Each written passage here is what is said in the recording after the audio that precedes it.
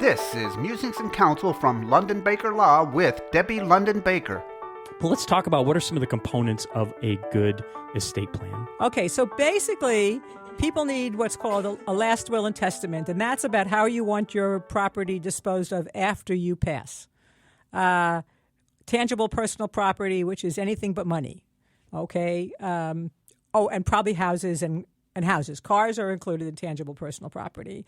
So the will talk to that. Who do you want to manage that process? Who do you want to be in charge of that process? It allows you to list everything you own and who you want it to go to, which is a pretty cool thing. You mind me telling you my favorite story some other time about standard sticks? But in any event, so that's the will.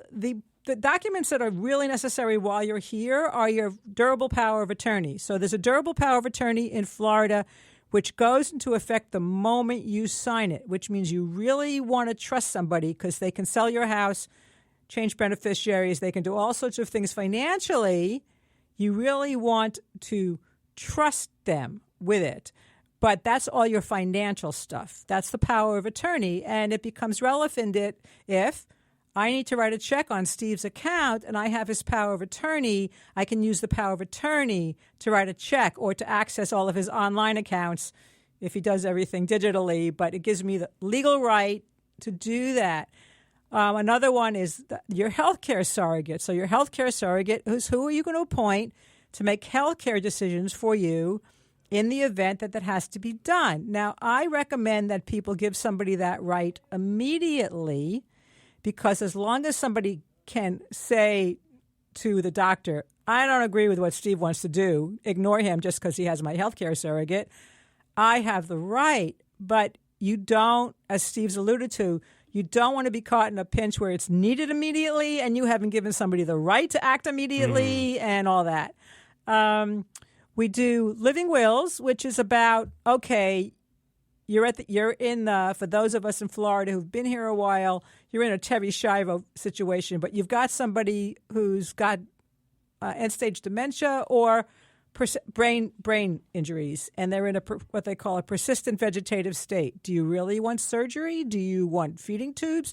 And there's no wrong choice, but the idea of doing it is so you let your loved ones know when they're not agonizing. I know that there are people listening who have had somebody die suddenly, either like close to them or whatever, and somebody spends multiple thousands of dollars on a funeral that they wouldn't have spent if somebody had planned. So that's all part of a living will. Do you want to be cremated, buried, scattered, as allowed by applicable law? And it gives your family peace of mind. Now, will your family argue? Certainly it's potential. But if I can hold up, or Steve can hold up to his sister, this is what Mom wanted, so go away and leave me alone. I didn't even agree with it. She just knew I would honor it, and you wouldn't. Right?